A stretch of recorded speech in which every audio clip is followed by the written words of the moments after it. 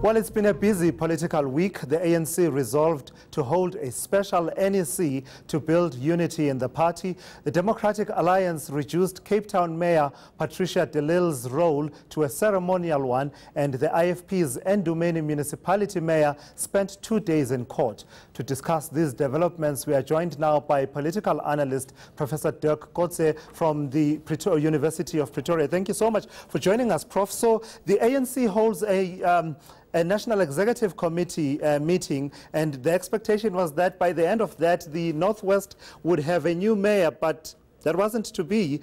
What does that tell you? What's happening? Is it really, as they say, about further consultation, or have they hit gridlock in as far as resolving that matter is concerned?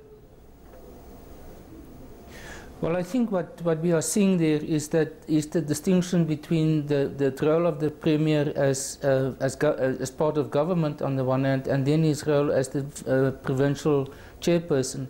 The matter about him that has been resolved so far is with respect to the Premier, but not with respect to his role as the provincial chairperson.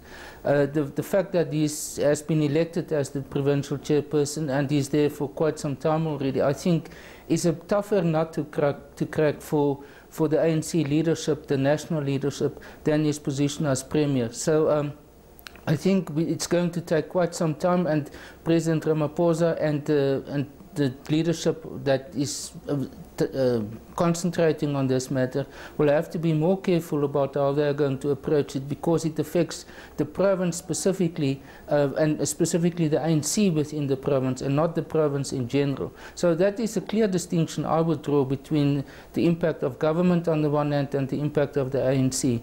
But with respect to also the decision of the NEC that there must be provincial conferences by the end, not later than the end of July, means that there's actually very little time in order to make the political changes in the Northwest Province. Yeah, but where they are allowing a situation where changes can happen, and as you rightly just said, is at the level of provincial conferences, including KwaZulu-Natal. That's always a hot and contentious one. What do you make of them giving the nod for that conference to go ahead? There had been calls by some to say it should be postponed because the environment is not conducive.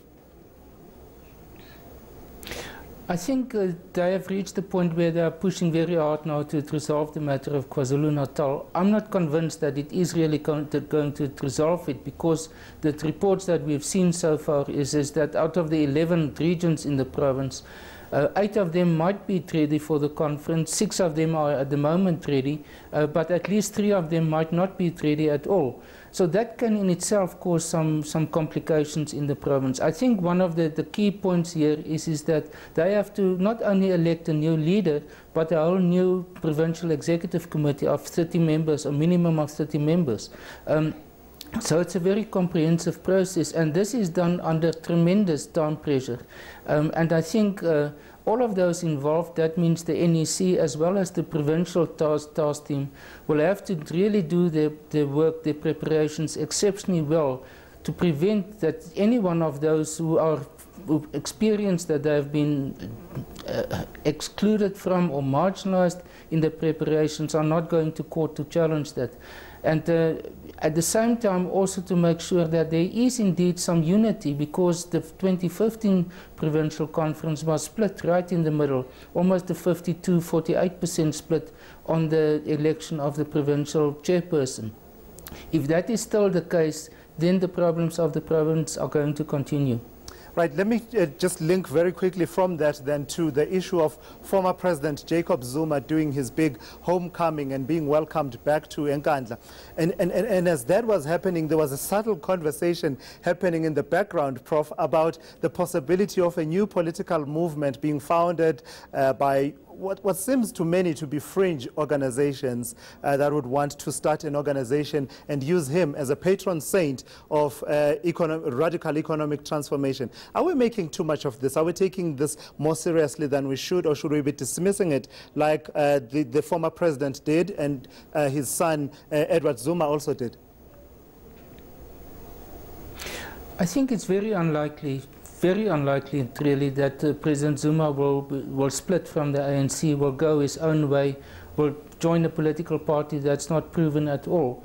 I think what possibly is behind the scenes happening here is that his next appearance in court is approaching quite quickly. And what we've seen at the first time of his appearance in court, that he started to mobilize support. And I think we are going to see the same again. For President Zuma, it is exceptionally important that he is not seen as being isolated, that he is still seen as part of the family of the ANC. And therefore, making threats like what he did about in February and when he resigned, and thereafter with his first appearance in court, I think he's going to use the same strategy again.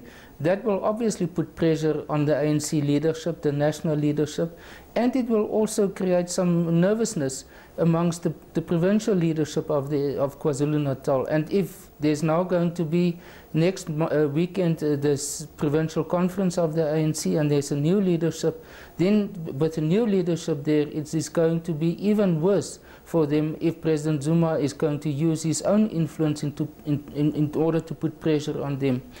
Because they have to find their feet themselves. They have to start to prepare for next year's provincial as well as national election. And with this court case of President Zuma on top of that, it's really going to test the stability of the provincial leadership there. So from the ANC, let's talk DA politics. And that DA versus Patricia de Lille saga continued this week. The DA basically leading a charge that ensured that her powers as mayor are whittled down such that she becomes effectively a ceremonial mayor. I didn't even know they could do that. But this tells you that this fight still has some long way to go, doesn't it? Indeed so, and I'm also surprised by this approach of them because the title is that of executive mayor. And in the Municipal Structures Act, there's a distinction being made between the executive mayor of metropolitan councils and ordinary mayors of town councils. In the case of town councils, their powers can be delegated by the council to the mayors, but not in the case of executive mayors. And that's the distinction between Section 46 and 59.